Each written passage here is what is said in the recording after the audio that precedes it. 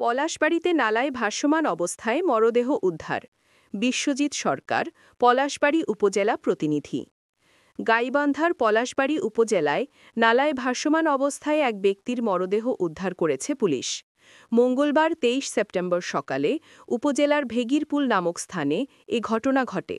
স্থানীয়রা জানান, সকালে তারা নালায় মরদেহটি ভাসতে দেখে দ্রুত থানা পুলিশে খবর দেন। খবর পেয়ে পলাশবাড়ী থানা পুলিশ ঘটনাস্থলে পৌঁছে মরদেহ উদ্ধার করে থানায় নিয়ে যায়। পরেই মরদেহের পরিচয় শনাক্ত করা হয়। নিহতের নাম গোফফার, পিতা মৃত কফিল, গ্রাম বুজরুগ বরকতপুর, ইউনিয়ন পবনাপুর। এই ঘটনায় এলাকায় শোকের ছায়া নেমে এসেছে। পুলিশ প্রাথমিকভাবে মৃত্যুর কারণ নিশ্চিত করতে পারেনি, তবে তদন্ত শেষে বিস্তারিত জানা যাবে বলে জানিয়েছে। চলনবিলের সময়ের প্রতিচ্ছবি।